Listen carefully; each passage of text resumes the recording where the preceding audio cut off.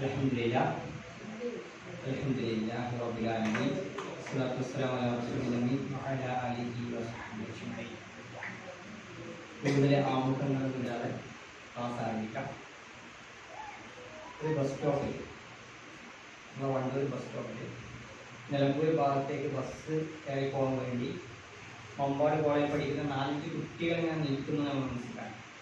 Bus സ്റ്റോപ്പിൽ നിൽക്കുന്ന 4 പെൺകുട്ടികൾ ബസ് അവർക്ക് പോകേണ്ട നിലമ്പൂർ ഭാഗത്തേക്കാണ്. മമ്പാട് കോളേജിലോ പഠിക്കുന്ന കുട്ടികൾ, പല മതത്തിലുള്ള കുട്ടികളുണ്ട്, നല്ല വിശ്വാസികളായ പല മതത്തിലെ കുട്ടികൾ. അതിലൊരു കുട്ടി മനസ്സൊന്നിനെ ആഗ്രഹിച്ചു, അവർ പ്രാർത്ഥിച്ചു, ദൈവമേ ഈശ്വര ഗുരുവായൂരപ്പ ഒരു ബസ് ഒഴിഞ്ഞ് കാലിയായി പ്രതിഷേധം വേണ്ടി പോകണം, നമുക്ക് പെട്ടെന്ന് നടത്തുന്ന ഒരു വണ്ടി ഒന്ന് സീറ്റ് ഒഴിഞ്ഞ ഒരു വണ്ടി ഒന്നും ഇങ്ങനെ വന്നിരുന്നെങ്കിൽ കിട്ടിയിരുന്നെങ്കിൽ പെട്ടെന്ന് ആയിരുന്നെങ്കിൽ എന്ന് ആ ഒരു കുട്ടി ആഗ്രഹിക്കുക. മനസ്സിലൊരു പ്രാർത്ഥന പുറത്ത് ഇരിക്കുന്ന മുസ്ലിം കുട്ടിയുടെ മനസ്സിലൊരു പ്രാർത്ഥന ഉണ്ട്.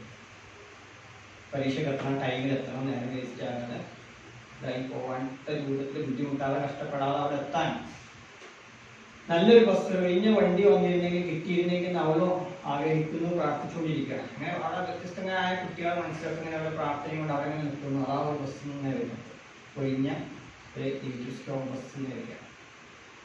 ഇതിപ്പോൾ ആരെ പ്രാർത്ഥനയുടെ ഫലമായിട്ടാണ് വന്നത്? പഠിച്ചോനെ ഒരു ബസ് ഒഴിഞ്ഞ കാര്യമായ അല്ലെങ്കിൽ സീറ്റുള്ള പെട്ടെന്ന് എത്താൻ പറ്റിയ, തടസ്സങ്ങളൊന്നുമില്ലാതെ എത്താൻ പറ്റിയ, പരീക്ഷയ്ക്ക് സമയത്തിന് എത്താൻ പറ്റിയ വണ്ടി കിട്ടിയിരുന്നെങ്കിൽ എന്നെ ആഗ്രഹിക്കുകയും പ്രാർത്ഥിക്കുകയും ചെയ്ത ആ മുസ്ലിം കുട്ടിയുടെ പ്രാർത്ഥനയുടെ ഫലമാണോ? അതോ അതേ സാധനം തന്നെ ഈശ്വര ഗുരുവായൂരപ്പ എന്ന് വിളിച്ച് പ്രാർത്ഥിച്ച ആ മുസ്ലിം കുട്ടിയുടെ പ്രാർത്ഥനയാണോ? അല്ല, ഇനി മുസ്ലിങ്ങളുടെ കൂട്ടത്തിൽ തന്നെ അവരുടെ മറ്റൊരു കുട്ടി, ഒരു മുജാഹിദ് അല്ലാത്ത എന്നാൽ നമ്മുടെ സമസ്തയിലുള്ള ഒരു കുട്ടിയാണ്. അവര് ബദരീങ്ങളെ അമ്പർത്തങ്ങളെ ഒരു വണ്ടിയൊന്നും സമയത്ത് കിട്ടിയിരുന്നെങ്കിൽ എന്നെ ആഗ്രഹിച്ച് പ്രാർത്ഥിച്ച് ഇങ്ങനെ നിൽക്കുന്ന സമയമാണ്. അപ്പോഴാണ് ബസ് വന്നതും അവരെ കിട്ടിയത്, അവർ സമയത്ത് അവിടെ എത്തുകയും ചെയ്തു. ഇതിൽ ആരുടെ പ്രാർത്ഥനയാണ് ഇപ്പോൾ പഠിച്ചത്? ഏതായിരിക്കും വണ്ടി വരാനുള്ള കാരണം? ഞാൻ പ്രസംഗിക്കുന്നില്ല, ഞാനിങ്ങനെ ചോദിച്ചു പറഞ്ഞു പോകാനാണ്. എങ്കിലേ ക്ലാസ് ഗുണം ചെയ്യുള്ളൂ, അല്ലെങ്കിൽ കുഴപ്പം വരാൻ സാധ്യതയുണ്ട്, പെട്ടെന്ന് നിർത്തേണ്ടി വരും. ഇതിൽ ആരുടെ പ്രാർത്ഥനയ്ക്ക് ഉത്തരം കിട്ടി? എങ്ങനെയാണ് ബസ് വന്നത്, എങ്ങനെയാണ് വണ്ടി കിട്ടിയത്?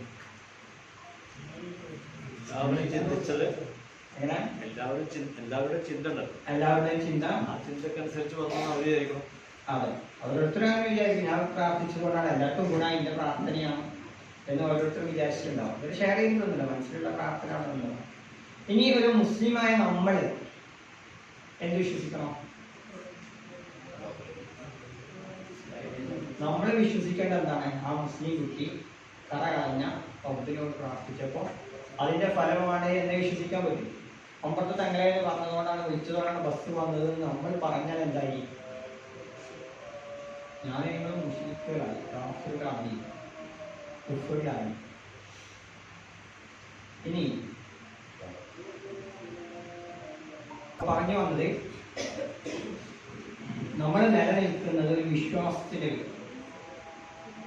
എൻ്റെ പ്രാർത്ഥന ഞാൻ എൻ്റെ റബ്ബിനോട് പ്രാർത്ഥിച്ചപ്പോൾ അതിന് എൻ്റെ റബ്ബ് ഉത്തരം ചെയ്തതാണ് ഈ കിട്ടിയ, അവൻ്റെ തൗഫീഖ് കൊണ്ടാണ് ഈ കിട്ടിയത് എന്ന് നമ്മൾ വിശ്വസിക്കും. അല്ലാത്ത വിശ്വാസങ്ങളൊക്കെ എന്താണ്? നേരെ ശക്തിയിലോ കുഫറിലോ എത്തും. ഇനി ഇവിടെ ഒരു വാഹനത്തിൻ്റെ ഒരു ബസ്സിൻ്റെ കാര്യം ഞാൻ പറഞ്ഞത്. ഇവിടെ 2 കാര്യങ്ങളുണ്ട്. ഒന്ന്, ഈ ഒരു മുസ്ലിം കുട്ടിയുടെ ഒരു വിശ്വാസം കൂടെ, ഞാൻ പ്രാർത്ഥിച്ചതുകൊണ്ട് ബസ് വന്നു എന്നുള്ളതിനപ്പുറം ഒരു വിശ്വാസം കൂടെയാണ്. ഇങ്ങനത്തെ സന്ദർഭത്തിൽ തട്ടിമുട്ടാതെ പെട്ടെന്ന് പരീക്ഷയ്ക്ക് എത്താൻ പറ്റുന്ന രൂപത്തിൽ ഒരു വാഹനം കിട്ടണം എൻ്റെ റബ്ബേ എന്ന് ഞാൻ പ്രാർത്ഥിച്ചുകൊണ്ട് വാഹനം കിട്ടുക മാത്രമല്ല, ആ കാണിച്ച വിനയം കൊണ്ട് പ്രാർത്ഥിച്ചത് കൊണ്ട് റബ്ബിൻ്റെ അടുത്തേക്ക് പ്രതിഫലം കിട്ടും. 2 കാര്യം കിട്ടുമെന്നാണ് മുഅ്മിന്റെ വിശ്വാസം. രണ്ടാമത്തെ കാര്യം എന്താണ്? അതൊരു ഗുരുവായൂരപ്പനോടാണെങ്കിലോ അല്ലെങ്കിൽ ബദരീങ്ങളോടാണെങ്കിലോ മറ്റൊരാളോടാണെങ്കിലും അതിന് ഉത്തരം കിട്ടൂല എന്ന് മാത്രമല്ല, അതിന് ശിക്ഷ കിട്ടുകയും ചെയ്യും. നമ്മളൊരു നൂലിലാണ് നിൽക്കുന്നത്. ഇതിനൊന്നങ്ങോട്ടും തെറ്റിക്കഴിഞ്ഞാൽ നമ്മൾ തീർന്ന്. പിന്നെ മുസ്ലിം അല്ല. ഈ ഒരു ഉറച്ച വിശ്വാസം നമ്മളെ കയ്യിലുണ്ടാവും. ഇങ്ങനത്തെ ഒരു ഉദാഹരണം കൂടെ ഞാൻ പറയാം. ഒരു കുട്ടിയുടെ വിവാഹം കഴിഞ്ഞു, ഒരു പെൺകുട്ടിയുടെ കല്യാണം കഴിഞ്ഞു. ഡോക്ടറാണ്. കല്യാണം കഴിച്ചവന് MBBS കഴിഞ്ഞ് PG കഴിഞ്ഞ ഒരാളാണ്. നമ്മൾ അറിയുന്ന ഒരു കുടുംബത്തിലെ കേസാണ് ഈ പറയുന്നത്. വിവാഹം നടന്നു, ഒരു ഡോക്ടറെ ഒരു PG കഴിഞ്ഞ മറ്റൊരു ഡോക്ടർ കല്യാണം കഴിക്കുന്നു. മുസ്ലിം കുടുംബം. രണ്ട് കുടുംബത്തിലെയും ഈ ആമോഷന്മാരെ, ഉപ്പമാര്, ഉമ്മമാരൊക്കെ ടീച്ചർമാരൊക്കെ, അങ്ങനത്തെ നല്ലൊരു ഫാമിലി, ഒരു ഹൈ ഫാമിലി. പക്ഷെ ഈ കുട്ടി കുറച്ചു കാലം കഴിഞ്ഞപ്പോഴൊക്കെ, കുറഞ്ഞ ടൈം കഴിഞ്ഞപ്പോഴേക്കും എന്ത് ചെയ്യുന്നു? വിവാഹം തലാഖിലൊന്നും ആയിട്ടില്ല, ഇവർ തമ്മിൽ പിണങ്ങി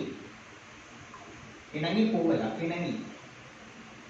ഈ പിണങ്ങിയപ്പോൾ പല കാരണങ്ങൾ ഇതിന്റെ കൂടെ ഉണ്ടായിരുന്ന കൂട്ടുകാരികളോ കൂടെ പഠിക്കുന്ന പെൺകുട്ടികൾ പറയാണ്.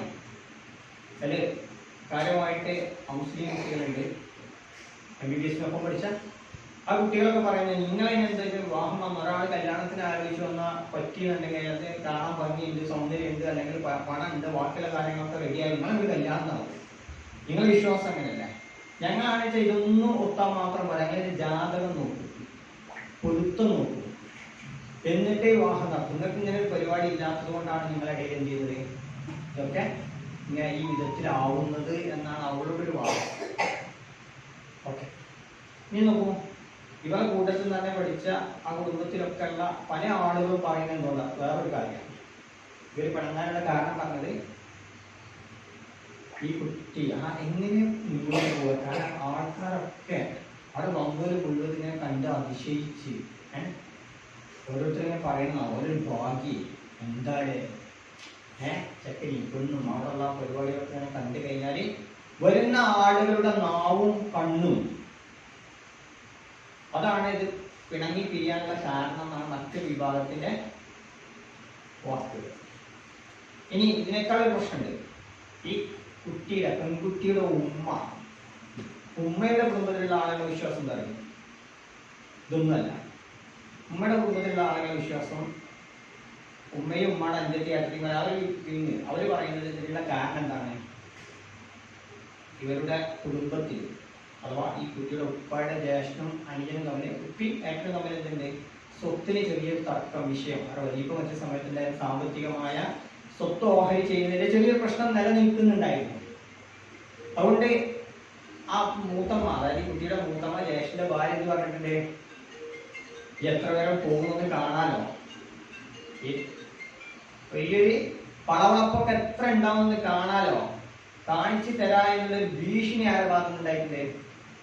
മൂത്താപ്പാടെ ഭാഗത്തുനിന്ന്, പല ഏട്ടന്റെ ഭാഗത്തുനിന്ന് ഉണ്ടായിട്ടുണ്ട്. അപ്പൊ അവരെന്തോ ചെയ്തതാണ്. ഇങ്ങനെ ഒരു 3-4 കാരണങ്ങളൊക്കെയാണ് ഇതിന്. മാത്രമല്ല വേറൊരു വിശ്വാസം, ഇവര് ഹോളൊക്കെ നോക്കിയപ്പോ പെട്ടെന്ന് നിക്കാഹ് നടത്തണം, പയ്യന് എന്ത് ചെയ്തിട്ടുണ്ട്? PGക്ക് കിട്ടിയിട്ടുണ്ട്, അവിടെ പഠിക്കാൻ പോകാണ്ട്, ബാക്കിയുള്ള വിഷയങ്ങളൊക്കെ ഉണ്ട്. ശനി ഞായർ ഒന്നും നോക്കിയപ്പോൾ ഹാളുകളൊന്നും ഒഴിവില്ല, ആളുകളൊക്കെ വിളിച്ചു കൂട്ടാൻ പറ്റുന്ന. അപ്പോഴാണ് ഒരു മന്ന ജയന്തി പോലെ ഏതൊരു സംഗതി വരുന്നത്. അത് ചൊവ്വാഴ്ച ദിവസമാകുമ്പോൾ പൊതു അവധിയാണ്, ചൊവ്വയാണ്. അന്നാണ് ഇവരെന്ത് ചെയ്തത്? നിക്കാഹും പരിപാടിയൊക്കെ നടത്തി. അത് ചൊവ്വാഴ്ച ഇങ്ങനത്തെ പരിപാടികൾ നടത്തി കഴിഞ്ഞാൽ പിന്നെ എങ്ങനെ മുന്നോട്ട് പോകാനാണ് മറ്റൊരു വിഭാഗം പറയാം. ഓക്കെ, ഈ വിവാഹം തകരുന്നത് ഈ പറഞ്ഞ ഏതെങ്കിലും എലമെന്റ്സിന് എന്തെങ്കിലും ബന്ധം ഉണ്ടാവില്ല എന്നാണ് ഞാൻ ചെയ്യുന്നത്. ചൊവ്വാഴ്ച നടത്തിയോണ്ട് കല്യാണം ചെയ്യാനുള്ള സാധ്യത. അങ്ങനെ ഒരാൾ പറഞ്ഞാൽ വിശ്വസിച്ചാൽ അവൻ ആരാണ്? കാഫിറാണോ? മുസ്ലിം അല്ല.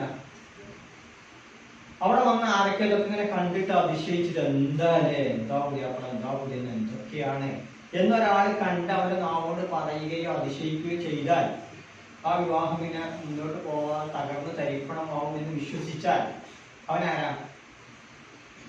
മുസ്ലിം അല്ല, അവനെ കാഫിറാണ്, പറയാം, മുശ്രിക്കാണ്. ഉപ്പിയുമ്മി അല്ലെങ്കിൽ സ്വത്ത് തർക്കത്തിന്റെ പേരിൽ ജ്യേഷ്ഠന്മാരെന്തോ പ്രശ്നം ഉണ്ടായതിന്റെ പേരിൽ ഈ ജ്യേഷ്ഠന്റെ കുടുംബം അവിടെയോ പോയി ഏതോ അമ്മന്റെ അടുത്തോ വേറെ അടുത്തോ പോയിട്ട് എന്തോ ചെയ്ത് കൊണ്ടുവന്ന് കുഞ്ഞു താങ്ങി അല്ലെങ്കിൽ കുഴിച്ചു കൂടിയതിന്റെ പേരിലാണ് ഈ പ്രശ്നം എന്ന് പറഞ്ഞാൽ എന്തുണ്ടാവും? മുസ്ലിമാണോ? പിന്നെ പ്രശ്നം എന്താണ്? എന്തുകൊണ്ടായിരിക്കാം? പിണങ്ങാൻ അതിൻ്റെതായ കാരണങ്ങളുണ്ടാവും. ഈ വീട്ടിൽ തന്നെ ഒരു പഴയ മുജാഹിദ്, ഈ വല്യപ്പാനി അല്ല ഈ ഉപ്പാനി ഉമ്മാനികൾ മാറ്റി, അവരൊക്കെ മാഷ്മാരാണെങ്കിലും അധ്യാപകരൊക്കെയാണ്, നല്ല ജോലിയും കാര്യങ്ങളൊക്കെ ഉണ്ട്. പക്ഷെ ഇവിടെ ഈ ഒരു വയസ്സായ മുജാഹിദ്, പഴയകാല മുജാഹിദ് പ്രവർത്തകനായ വല്യുപ്പ വീട്ടിൽ, പെണ്ണിന്റെ വല്യുപ്പ, ഉപ്പാന്റെ ഉപ്പ. ഈ ഉപ്പാന്റെ വിഷയത്തിൽ ഇടപെട്ടു. അദ്ദേഹത്തൊക്കെ കേൾക്കുന്നില്ല, അതൊക്കെ കണ്ണട എത്തിയെന്ന് പറയുന്നത്, ആകെ സിഗറി ചെയ്തിട്ടാന്ന് പറയുന്നത്, ചൊവ്വാദോഷം എന്ന് പറയുന്നത്, ഇങ്ങനെ പലതും പറയുന്നുണ്ട്. ചൊവ്വാഴ്ച ഒക്കെ അദ്ദേഹം കേൾക്കുന്നുണ്ട്. അദ്ദേഹത്തൊന്നും മൈൻഡ് ചെയ്യുന്നില്ല. അയാൾ പഴയ മുജാഹിദാണ്. അദ്ദേഹം എന്തെങ്കിലും പെണ്ണിനെ വിളിക്കുന്നു, എന്നിട്ട് ഇങ്ങനെ കാര്യങ്ങൾ ചോദിക്കാൻ, എന്തൊക്കെയാണ് പ്രശ്നങ്ങൾ, എന്താണ് പഠിക്കാത്തത്, എന്തൊക്കെയാണ് വിഷയങ്ങൾ, എന്തൊക്കെയാണ്. അപ്പൊ അദ്ദേഹത്തിന് ചെറിയ ക്ലൂ കിട്ടി. അതായത് പെണ്ണിനെ സംബന്ധിച്ചിടത്തോളം അവരോട് പ്രത്യേകിച്ച് വെറുപ്പൊന്നുമില്ല, പ്രശ്നമൊന്നുമില്ല, അവരുടെ വീട്ടുകാരോട് പ്രത്യേകിച്ച് താല്പര്യക്കേടൊന്നുമില്ല. പിന്നെ ഇവരുടെ ഒരു ഇഷ്ടത്തിന്, അവരുടെ ഒരു പ്രായത്തിൽ, അവരുടെ ഒരു താല്പര്യത്തിനനുസരിച്ച് നടക്കാൻ മാത്രമാണ് സമയം കിട്ടുന്നില്ല, അല്ലെങ്കിൽ എത്തിപ്പെടുന്നില്ല.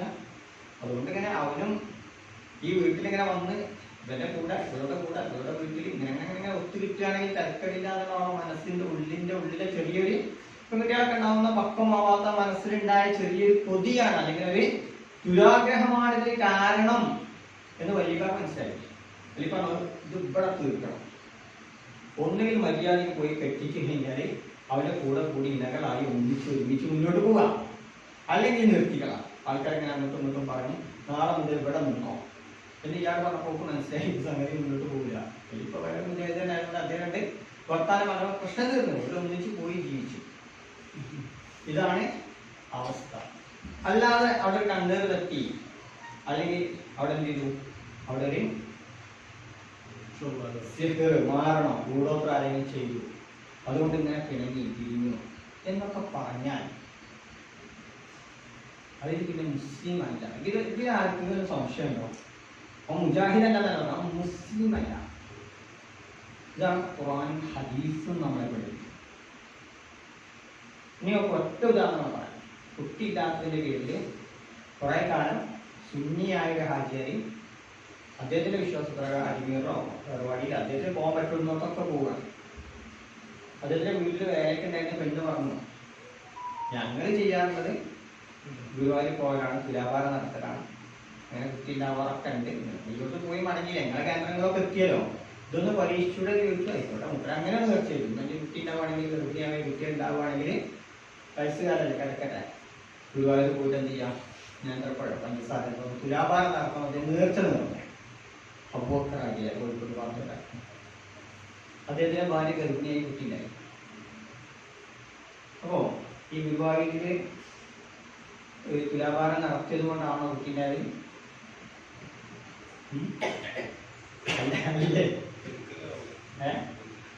പിന്നെ എങ്ങനെ കുട്ടി ഇപ്പോഴും ഇതിനില്ല, കുട്ടി ഉണ്ടായത് അള്ളാന്റെ ഇതിനോടുകൂടിയാണ്.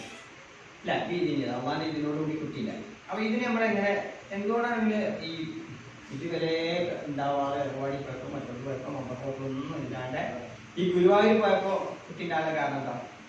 ഒരാൾ നമ്മളോട് ചോദിക്കാം, നമ്മളെ കുട്ടികളെ ചോദിക്കാം, നമ്മൾ മദ്രസ പഠിക്കണം, നമ്മൾ മദ്രസ പഠിപ്പിക്കുക, നമ്മളെ മദ്രസയിലെ കുട്ടികളോ, അല്ലെങ്കിൽ നമ്മൾ വീട്ടിലിരിക്കുമ്പോൾ നമ്മളെ ഭാര്യമാര് ചോദിക്കുക, അല്ലെങ്കിൽ നമ്മളെ മക്കൾ തമ്മിൽ ഇങ്ങനെ ചർച്ച ചെയ്യുന്ന സമയത്ത്, നമ്മളെ പ്രവർത്തകർ ചർച്ച ചെയ്യുന്ന സമയത്ത് ചോദിക്കുക, എങ്ങനെയാണ് ഈ ഗുരുവായൂർ എത്തിയപ്പോ ഈ തുലാഭാരം നേർച്ചയോടുകൂടി സംഗതി കൂട്ടി പുറപ്പെട്ട് ഉണ്ടായതെന്ന് ചോദിച്ചാൽ നമ്മൾ എന്ത് പറയും? അള്ളാന്റെ തീരുമാനം അപ്പോഴാണ്ടായത്. ഓക്കെ, അള്ളാന്റെ തീരുമാനം അപ്പം ഉണ്ടായത് എന്തുകൊണ്ടാന്ന് അറിയിക്കണം. വേറെ നാം അമ്പത്തോയ്ക്ക് അള്ളാക്കാൻ തീരുമാനം എടുക്കുകയോ? അങ്ങനെ പരീക്ഷണം കൂടിയാണ്. പരീക്ഷണം എന്ന് പറഞ്ഞാല് അതൊരു പരീക്ഷണമാണെന്ന് പറയാം. ഈ മനുഷ്യന് വേറെ ഒന്നും പോയപ്പോ ഉണ്ടായില്ല, ഇവിടെ പോയപ്പോ ഉണ്ടായത് ഒരു പരീക്ഷണം. എന്തിനാ അങ്ങനെയൊക്കെ പരീക്ഷിക്കണം? അതിന്റെ വിശ്വാസപരമായിട്ട് ഇയാള് ഇതിനിപ്പോ അങ്ങനെയൊക്കെ പരീക്ഷിക്കേണ്ട. അള്ളാഹ് റഹ്മാനാണ്, റഹീമാണ്, അങ്ങനെയൊക്കെ ഒരു പരീക്ഷ നടത്തേണ്ട ആവശ്യം പാടില്ല. അത് അവിടെ പോയപ്പോൾ മറ്റുള്ളവരെ പരീക്ഷിക്കുകയാണ് അത് വെച്ചിട്ട് അള്ള മറ്റുള്ള ആളുകളെ പരീക്ഷിക്കുകയാണെന്ന് പറയാം. അപ്പോൾ ഇയാളൊരു സ്വാധീനം മനുഷ്യ, ഇയാള് അങ്ങനെയല്ല. നമ്മളവിടെ എന്താണ് അതെ, അതാണ് ശരി. അതായത് പടച്ച റബ്ബ്, ഇപ്പൊ എനിക്ക് കുട്ടിനെ തരണ റബ്ബിന്റെ ആദ്യ കഥാണ്ട്. എനിക്ക് എത്ര മക്കളുണ്ടാവും, അത് ആണാണോ പെണ്ണാണോ, കുട്ടികൾ ഇല്ലേ, ഉണ്ടെങ്കിൽ എത്ര, അവരുടെ ആയുസ് എത്ര, അവരെപ്പോ ജനിക്കും, എപ്പോ മരിക്കും, ഇതൊക്കെ ഖദറാണ്. ഖദറാക്കി കാര്യമില്ല. അതിൻ്റെ അടുത്ത് ഞാൻ ബേജാറായി വാങ്ങി, ഞാൻ അവിടെ പോയി ഇവിടെ പോയി മറ്റോടത്ത് പോയി. അപ്പൊ ഇയാൾക്ക് കൊടുക്കാൻ അള്ളാന്റെ കലാകഥ ഉണ്ട്, സമയമുണ്ട്. ആ സമയത്ത് ഉണ്ടായി. അതിന്റെ അടുത്ത് പോകേണ്ടതൊക്കെ ഇയാൾ എത്തിപ്പെട്ടു എന്നതാണ് പ്രശ്നം. പോയതിന്റെ പേരിൽ പരീക്ഷണങ്ങളെ കുറിച്ചൊന്നുമല്ല, ഇങ്ങനെയാണ് സംഭവിച്ചത്. അപ്പൊ കിട്ടില്ല, അവിടെ പോയിട്ട് കിട്ടില്ല, കാരണം പഠിത്തവനെ കൊടുക്കാനേ തീരുമാനിച്ചിട്ടില്ല. അപ്പൊ മനുഷ്യൻ ഹലു അങ്ങനെയല്ല പറഞ്ഞത്. മനുഷ്യൻ എന്താണ്? ലൈഫാണ്, ദുർബലനാണ്, അവൻ ധൃതി കാണിച്ച് പായാണ്, പരക്കം പായാണ്. അവന്റെ ചിന്തകൾ തന്നെ പെട്ടെന്ന് എന്ത് ചെയ്യും? നിരാശനാവും. എന്തെങ്കിലും ഇങ്ങനെ കിട്ടിക്കൊണ്ടിരിക്കുകയാണെങ്കിൽ ഹൈറും ഞാമത്തും വർക്കത്തും കിട്ടുകയാണെങ്കിൽ അവർ സംതൃപ്തനാണ്. ഇല്ലെങ്കിൽ റബ്ബിനെ കൈയൊടിഞ്ഞെന്ന് പറയും. ഇതൊക്കെയാണ് മനുഷ്യന്റെ അവസ്ഥകൾ. ആ അവസ്ഥയിൽ പരക്കം പായതിന്റെ ഇടയിൽ ഇങ്ങനെ സംഭവിച്ചു പോകും. അതാണ് നമ്മുടെ വിശ്വാസം. റബ്ബ് തഖ്ദീർ ചെയ്ത മുഖദ്ദറായ കാര്യങ്ങൾ എത്തിപ്പെടുന്നതിന് മുമ്പ് നമ്മൾ പരക്കം പായതുകൊണ്ട് സംഭവിച്ചതാണ്. ഇതൊക്കെയാണ് നമ്മുടെ വിശ്വാസം. ഇനി ഇതിനപ്പുറം എനിക്കൊരു വ്യക്തിയെ തകർക്കണമെന്നുണ്ടെങ്കിൽ എനിക്കൊരു കൊട്ടേഷൻ സംഘത്തിന് വിളിച്ചിട്ട് എന്ത് ചെയ്യാം? അവനെ കുറച്ച് പണമൊക്കെ കൊടുത്തിട്ട് ഏർപ്പാട് ചെയ്തിട്ട് അവനൊന്ന് ശരിയാക്കി തരുന്നുണ്ടോ പറയാം. അതുപോലെ അള്ളാന്റെ സൃഷ്ടികളായ ജിന്നുകളെ നമുക്ക് ഉപയോഗപ്പെടുത്തിയിട്ട് ബാക്കിയുള്ള എന്തെങ്കിലും സാധനങ്ങൾ നേടിയിരിക്കാനോ അല്ലെങ്കിൽ വേറെ തകർക്കാനോ പറ്റുമോ ഇല്ല എന്നതാണ് നമ്മുടെ വിശ്വാസത്തിന്റെ കാതലാണ് നമ്മൾ പറയുന്നത്. ജിന്നുകളെ കുറിച്ച് പഠനം പറഞ്ഞിട്ടുണ്ട്, ആ കൂട്ടത്തിൽ ശൈത്താനെ കുറിച്ച് പ്രത്യേകം പറഞ്ഞിട്ടുണ്ട്. അപ്പോഴൊക്കെ നമ്മൾ മനസ്സിലാക്കി നമ്മൾ മനസ്സ് റബ്ബ് തന്നിട്ടുണ്ട്. ഈ മനസ്സിനെ പറ്റി പഠിച്ച റബ്ബ് പറയുന്നത് മനസ്സ് എന്ന് പറയുന്ന നമ്മുടെ ആ ഒരു പ്രതിഭാസത്തെ അല്ലെങ്കിൽ എന്താണ് പറയുക അവയവാണോ, എന്തായാലും മനസ്സിനെ കുറിച്ച് റബ്ബ് പറയുന്നിടത്ത് സത്യം ചെയ്ത് ഇങ്ങനെ പറയണം. അതായത് ഒരു കാര്യങ്ങളോട് പറയുമ്പോൾ എൻ്റെ റബ്ബാണ് സത്യം, എൻ്റെ ഉമ്മയാണ് സത്യം, എൻ്റെ ഉപ്പയാണ്. ഇങ്ങനെ സത്യത്തിന് എണ്ണം കൂടിയാലതിൻ്റെ അർത്ഥം എന്താ? ഗൗരവം കൂടുമ്പോഴാണ് സത്യത്തിന് എണ്ണം കൂടുക. ഒരു വിഷയം പറയുമ്പോൾ നമ്മൾ സത്യം ചെയ്ത് പറയും, കസമുണ്ടാവും. കസമിന്റെ എണ്ണം കൂടുക എന്നാൽ എന്താണ്? വിഷയത്തിന് ഗൗരവം കൂടണം. ഇവിടെ നഫ്സിനെ പറ്റി പഠിച്ചോ പറഞ്ഞപ്പോൾ സത്യം ചെയ്ത് 10 പ്രാവശ്യം സത്യം ചെയ്തിട്ടാണ് പറയുന്നത്. അല്ലേ? നഫ്സിനെ പറ്റി പറയുന്നിടത്ത് 10 പ്രാവശ്യമാണ് സത്യം ചെയ്യുക. 1, 2, 3, 4 എന്നൊക്കെ പറഞ്ഞിങ്ങനെ ഷംസും ഖമറും സമാഉം അർളും ഇതൊക്കെ പറഞ്ഞിട്ട് 10 എണ്ണം 11ാമത്തൊക്കെയാണ്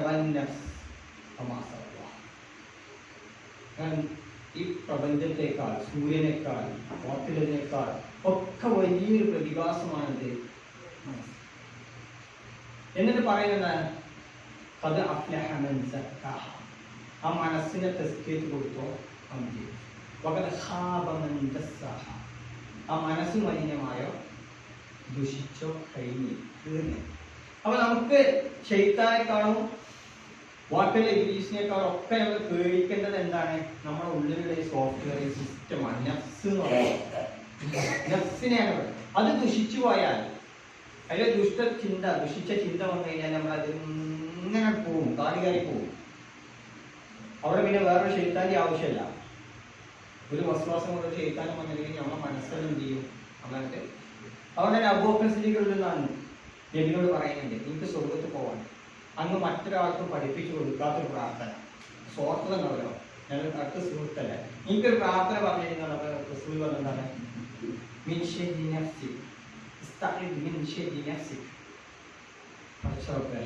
എൻ്റെ മനസ്സിൽ എന്തെങ്കിലും ദുഷിക്കുന്നുണ്ടെങ്കിൽ അതുകൊണ്ടുണ്ടാകുന്ന അപകടം, അതുകൊണ്ട് ഞാൻ തെറ്റിലേക്ക് നീങ്ങുന്നത്, അതിൽ നിന്ന് എന്നെ കാത്തു എന്ന് പറയുന്നതാണ്. അപ്പൊ ഇവരെന്ത് ചെയ്യണേ? ഒരു ശൈത്താനൻ ഉണ്ട്, അവൻ വസ്വാസം നടത്തും, നമ്മളെ വൈകല്യമാക്കും എന്നൊക്കെ പടച്ച റബ്ബിനോട് പറഞ്ഞിട്ടുണ്ട്. ആ കൂട്ടത്തിലൊരു കാര്യം കൂടെ പറഞ്ഞു, അവനിങ്ങനെ ഒന്നും ഒരു ചുറ്റും ചെയ്യാൻ പറ്റില്ല, ദുർബോധനത്തിലേക്ക് വിളിക്കില്ല. സൂറത്ത് ഇബ്രാഹിമിലെ 22ാമത്തെ വചനം ശൈത്താൻ തന്നെ പറയണം, മാഷറയിൽ വെച്ചിട്ട് ഒരു ടീമിനെ സ്വർഗത്തിലേക്കും മറ്റൊരു ടീമിനെ നരകത്തിലേക്കും വേർതിരിക്കുക. അങ്ങനെ നരകത്തിലേക്കുള്ള ആളുകളെ അഭിസംബോധന ചെയ്തുകൊണ്ട് അവിടെ നിന്ന് സാധിക്കുമെന്ന് സൂറത്ത് ഇബ്രാഹിമിലെ 2ാമത്തെ വചനത്തിൽ പറയും.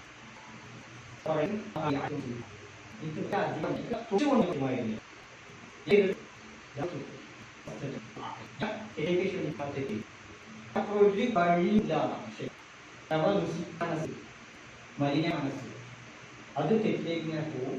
അവിടെ ശൈത്താന്റെ വിശ്വാസം കണ്ടിട്ട് ഇതിനപ്പുറം ഒന്നും ചെയ്യാൻ സത്യമാണ്. അതുകൊണ്ട് ഞാൻ ഷെയ്ത്താൻ ആളുകളെ കൊല്ലാൻ പറ്റും എന്നൊക്കെ വിശ്വാസം പിടിച്ചാൽ അത് ആര് പ്രചരിപ്പിച്ചാൽ അത് ഷിർക്കാണ്, കുഫ്റാണ്, അവൻ കാണും ഷിർക്കാണ്. ഇതാണ് മുസ്ലിമായ മുജാഹിദുകളുടെ. ഇനി ചോദിച്ചിട്ട് ചർച്ചയിലൂടെ മുന്നോട്ട് പോകാം. ഇപ്പോൾ ചേകനൂരി എന്ന് പറയുന്നത് നമ്മളെ ഹദീസിന് ശരിക്കും ചേകനൂരിയാണ്. ചേകനൂരി സത്യത്തിൽ ചെയ്തത് എന്താണ്? അദ്ദേഹം ആരായിരുന്നു? അദ്ദേഹം ആദ്യം പറഞ്ഞ ഹദീസുകളുടെ തെളിവുകൾ ഖബറാഹ് ഹദീസ്, 2 ഹദീസ്, ഷെയ്ഖുൽ ഹദീസ്, 2 ഹദീസുകളൊന്നും പറ്റില്ല അങ്ങനെ പറഞ്ഞ് കാട് കയറി പോയിട്ട് അദ്ദേഹം ഹദീസുകളെ സ്വീകരിക്കാൻ പറ്റില്ല എന്നുള്ളവർക്ക് പറഞ്ഞു. ഖുർആൻ മാത്രം നോക്കുന്നു. അങ്ങനെ കാട് കയറി പോയത് ചേകനൂർ എന്ന് പറയുന്ന ഒരാളോട് ഉണ്ടായി എന്നുള്ളത് ശരിയാണ്, നമുക്കറിയുന്നത്. അതൊരു ദുഷിച്ച പോക്കിനെ പോവുകയും ചെയ്തു. ഇനി CN അഹമ്മദ് മൗലവിയെ കുറിച്ച് മുതിർന്നവരൊക്കെ വായിക്കുകയെ ചെയ്തിട്ടുണ്ട്. അദ്ദേഹം മറ്റൊരു സംഭവമാണ്. CN അഹമ്മദ് മൗലവി എന്ന് പറയുന്നത് അങ്ങേയറ്റത്തെ ബുദ്ധിയും അങ്ങേയറ്റത്തെ ചിന്തയും അതിനേക്കാൾ ഇസ്ലാമിനോട് മഹബത്തും മഹത്വമൊക്കെ ഉണ്ടായിരുന്ന വ്യക്തിയാണ്. മറ്റേ ആൾ അത് കാട് കയറിയാളല്ല. പക്ഷെ അയാൾ പറഞ്ഞ് വന്നപ്പോൾ പലപ്പോഴും എന്ത് ചെയ്തു, ചില മോചിതത്തുകൾ ചില കാര്യങ്ങളൊക്കെ അദ്ദേഹം വാങ്ങിച്ച് പറഞ്ഞിട്ട് ഇതൊന്നും ആളുകളോട് പറഞ്ഞാൽ ഇപ്രകാരത്തിൽ പറഞ്ഞ ആളുകൾക്ക് വിശ്വാസം വരില്ല. ഒരു കടലേ അല്ലെങ്കിൽ വലിയൊരു എമ്മ അതിൻ്റെ അടിയിൽ വടിയോട് ഇങ്ങോട്ട് അടിക്കുന്നു, ഇത് 2 ഭാഗത്തേക്ക് പിളരുന്നു, മൂസാ നബി കൂട്ടുകാർ അതിലങ്ങോട്ട് പോകുന്നു എന്നൊക്കെ പറഞ്ഞു കഴിഞ്ഞാൽ അത് സത്യമാണെങ്കിൽ തന്നെ, അത് മോചിതത്തിന്റെ ഭാഗമാണെങ്കിൽ തന്നെ ജനങ്ങളുടെ മുന്നിൽ മുസ്ലിങ്ങളല്ലാത്ത മുസ്ലിങ്ങളായ ആളുകളെ പ്രബോധനം ചെയ്യണമല്ലോ. ആ സമയത്ത് ഇത് ഉൾക്കൊള്ളണം പറയണമെന്നുണ്ടെങ്കിൽ അതിന് അങ്ങനെ പറഞ്ഞാൽ പോരാ എന്നതായിട്ട് വ്യാഖ്യാനിച്ചുകൊണ്ട് മൂസാ നബി അലൈഹി സ്വലാമിന് വഴികൾ അറിയുമായിരുന്നു, അദ്ദേഹത്തിന്റെ കയ്യിലെ വടി കൊണ്ട് അദ്ദേഹം നടക്കാൻ പറ്റുമായിരുന്നു, അദ്ദേഹം ഒഴുക്കില്ലാത്ത അല്ലെങ്കിൽ ആഴമില്ലാത്ത ഭാഗങ്ങളിലുള്ള ജനങ്ങൾ എന്ത് ചെയ്യാണ് നയിക്കുകയാണ് ചെയ്തത്, മറ്റുള്ള വെള്ളത്തിൽ മുങ്ങാണ് ചെയ്തത്. അതൊക്കെയുള്ള രൂപത്തിലേക്ക് വ്യാഖ്യാനിക്കുമ്പോഴും പറയുമ്പോഴും ആ മനുഷ്യൻ നല്ല മനസ്സിൻ്റെ ഉടമയും അഗാധമായ അറിവിൻ്റെയും പാണ്ഡിത്യത്തിൻ്റെയും ഉടമയും അതുപോലെ തന്നെ നല്ല സദുദ്ദേശം ഉദ്ദേശിച്ച ആളുമാണ്. അതിനാണ് അമാനികളിൽ കൃത്യമായിട്ട് മറുപടി പറയുന്നത്. മോചിതത്തായിട്ട് തന്നെ കാണണം, അത് അങ്ങനെ തന്നെ പറയണം, അങ്ങനെ തന്നെ പ്രചരിപ്പിക്കേണ്ടതുണ്ട്, അതിനെ വ്യാഖ്യാനിക്കാൻ പോകരുത് എന്നുള്ള നിലക്ക് അമാനികളുടെ തഫ്സീർ മുഴുവൻ അതിനുള്ള മറുപടിയുമാണ്. ചെങ്ങന്നൂരിലൊക്കെ കാട് കയറിപ്പോയ മറ്റൊരു വ്യക്തിയാണ്. അവിടെ അദ്ദേഹത്തിന്റെ കൂടെ പോയ ആളുകളും അത്രക്കാരാണ്.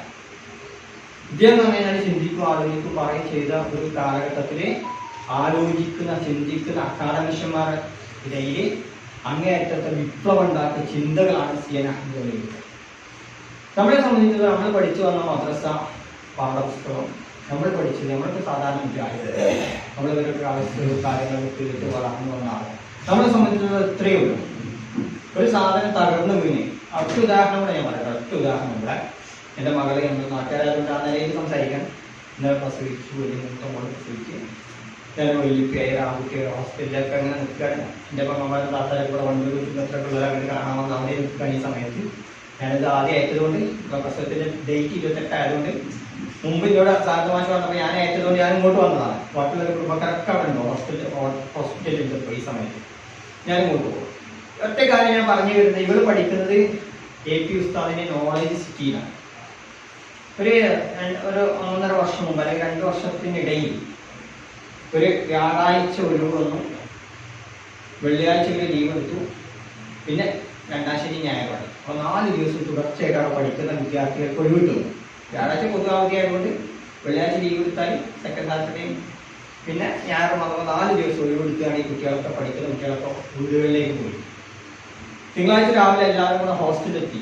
എൻ്റെ മകളും അവരുടെ കൂട്ടുകാരികളൊക്കെ കൂടെ ഹോസ്റ്റലിലെത്തി. ആ ഹോസ്റ്റലിൽ നിന്ന് അവർ ബസ്സിൽ എന്ത് ചെയ്യണം, അവരൊക്കെ പഠിക്കുന്ന ക്ലാസ് റൂമിലേക്ക് പോകുന്ന സമയത്ത് അവിടെ നോളേജ് സിറ്റി കണ്ടിട്ടുണ്ടാകും, ആരെങ്കിലും കണ്ടവർക്കറിയാം. അവിടെ ഇങ്ങനെ കെട്ടിടങ്ങൾ സാധനം ഇങ്ങനെ ആ മുടിപ്പള്ളി സാധനത്തിൻ്റെ ചുറ്റോളം ഇങ്ങനെ ഫ്ലാറ്റുകൾ പൊങ്ങുകയാണ്.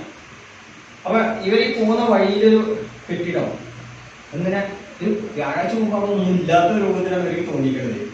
തിങ്കളാഴ്ച കാണുന്നത് ഇങ്ങനെ എന്ത് ചെയ്യാണ്, വാർപ്പും പണിക്കാരൊക്കെ പാടിയിട്ട് ഇങ്ങനെ 2ാമത്തെ നില ഇങ്ങനെ വാർക്കുന്ന രംഗമാണ് കുട്ടികൾ ബസ്സിൽ കാണുന്നത്. ഇവരെ സീറ്റിലിരിക്കുന്ന മോളെ സീറ്റിലിരിക്കുന്ന കണ്ണൂർക്കാരിയായ കുട്ടി അവരെ എവിടേക്ക് അതൊക്കെ പാടെ പൊന്തിക്കുന്നില്ല, എന്തോ എവിടേക്ക് അതൊക്കെ പാടെ പൊന്തിക്കുന്നത് ചോദിച്ചു. ഇവർ ക്ലാസ് റൂമിൽ എത്തുന്നു. ക്ലാസ് റൂമിൽ എത്തി അവിടെ നിന്ന് ക്ലാസ് ഞാൻ തുടങ്ങുന്നു. ഒരു ഭയങ്കര സൗണ്ട്, കുട്ടി വീഴുന്ന സൗണ്ട്, ആകെ കുട്ടി തകർന്ന് വീഴുന്ന സൗണ്ട് കേൾക്കുന്നു. 10-60 ആളുകൾ, ആരും മരിച്ചില്ല. 10-60 പണിക്കാരായി കൂടി കുടുങ്ങി, ആകെ പ്രശ്നമായി. അവിടെ കൊണ്ടുപോകുന്ന ഹോസ്പിറ്റലിൽ എത്തിക്കുന്നു, മെഡിക്കൽ കോളേജ് ആകെ പാട് സീനായിട്ട്. അപ്പോൾ നോക്കുമ്പോൾ ഇതിന് പെർമിഷൻ വാങ്ങിയില്ല, മറ്റു വാങ്ങില്ല. എ പി ഉസ്താദിൻ്റെ ചാനലുകാരൊക്കെ പാടെ ഒന്നും ഇടയാക്കി. പക്ഷെ അത് എ പി ഉസ്താദ് ആയതുകൊണ്ട് പെട്ടെന്ന് അത് നിൽക്കുകയും ചെയ്യും. കാരണം അവിടെ ഉള്ള അതേ പറഞ്ഞതിന് മറുപടി എന്നാ, ഒരു കെട്ടിടത്തിന് എന്ത് ചെയ്യില്ല, പെർമിഷൻ വാങ്ങാറില്ല. നമ്മുടെ പഞ്ചായത്ത് കൊടുക്കും, ഡെയിലി വരും, അത് തുടങ്ങിക്കൊള്ളി എന്ന് പറയും. നമ്മൾ തുടങ്ങും, പണി കഴിയുമ്പോഴത്തേക്ക് ഇത് കിട്ടും. അങ്ങനെ തന്നെയാണ് കൃത്യമാണ്. പക്ഷെ ഇവിടെ ഉണ്ടായ പ്രശ്നം എന്താ വെച്ചാൽ, ഈ ഒരു കുട്ടി ചോദിച്ച ചോദ്യം എന്നിട്ട് അത് അവരെ ക്ലാസ്സിൽ ഇരുന്ന് മണിക്കൂറുകൾക്കിടയിൽ പൊട്ടി നിന്നില്ല. ഇന്ന് പടത്തിറപ്പാണ് ഒരു പറയുന്ന കാര്യമല്ലോ. ഈ ക്ലാസ്സിൽ ഇരിക്കുന്ന കുട്ടികളുടെ കൂട്ടത്തിൽ എൻ്റെ ഒരു മകൾ ഒഴിച്ച് കേൾക്കണ,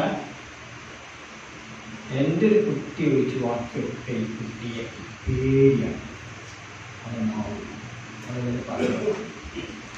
ലാസ്റ്റ് ഒരു പിരിയാണ് ഈ ടൈമിലേക്ക് ഇന്ന സമയമായപ്പോഴത്തേക്കൊക്കെ പല കുട്ടികളും മുൻപ് കമ്പനിയായി വന്നെങ്കിലും നിരക്കാത്ത ആരും കമ്പനിയിലായിരുന്നു.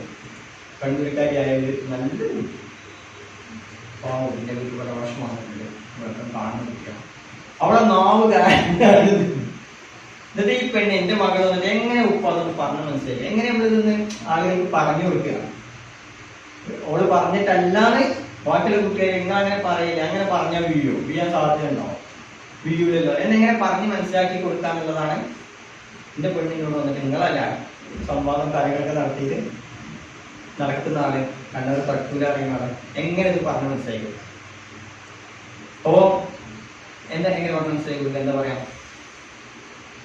ഞാനോട് പറഞ്ഞതിനെ കൊടുത്ത തൂണ് കൃത്യമാണെങ്കിൽ അതിൻ്റെ വെയിറ്റ് താങ്ങാൻ പറ്റുന്ന അത് കാൽക്കുലേഷൻ ഒക്കെ നടത്തി എഞ്ചിനീയറൊക്കെ കൃത്യമായി പറഞ്ഞു കൊടുത്ത് ഈ ജോലിക്കാരെ കൃത്യമായിട്ട് ഇതൊക്കെ ചെയ്ത് അതിന് പറ്റുന്ന വെയിറ്റും അതിന് പറ്റുന്ന സാധനം അതിന് പറ്റുന്ന തട്ടും പലവന്മ അതിനനുസരിച്ചുള്ള വെയിറ്റും സംഗതിയൊക്കെ ആണെങ്കിൽ ഇത് പൊളിഞ്ഞ് വീഴോ.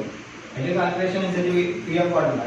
അതിൻ്റെ ഫിസിക്സും അതിൻ്റെ കെമിസ്ട്രി ഒക്കെ കൂട്ടുക, ഇത് പൊളിയാൻ സാധ്യത ഉണ്ടാവും ഇല്ലല്ലോ.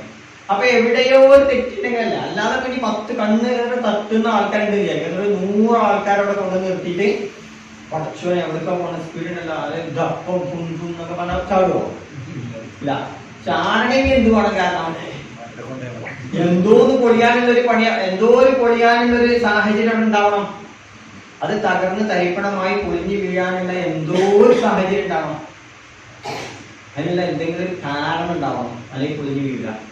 പിന്നെ കാണുമ്പോൾ എനിക്ക് അത്ഭുതം തോന്നിയില്ല. ഞാൻ ചോദിച്ചു, ഇന്നലെ ഇല്ലാത്ത കെട്ടിടം നമ്മൾ 4 ദിവസം കഴിഞ്ഞ് ചെന്നപ്പോഴേക്ക് ഇത്ര വലുതായി ഗുണമായി പൊങ്ങിയിരിക്കണ പനിക്കല്പം തോന്നിയില്ല. എനിക്ക് തോന്നിയിട്ടുണ്ട് ഈ പറഞ്ഞു പറയാൻ സമയം കിട്ടില്ല. അപ്പോഴേക്ക് മറ്റോട് പറഞ്ഞല്ലേ, ഓട് പറഞ്ഞ എൻ്റെ കുട്ടിയായിരിക്കും പറയാം. മറ്റോട് പറഞ്ഞല്ലോ, എന്നോട് പറയുന്നതിന്റെ അർത്ഥമല്ലല്ലോ ആവാന്നല്ലാതെ. ഓക്കെ, അപ്പൊ പറഞ്ഞാലും വീഴോ? അങ്ങനെയാണ് വിശ്വസിച്ചാലോ?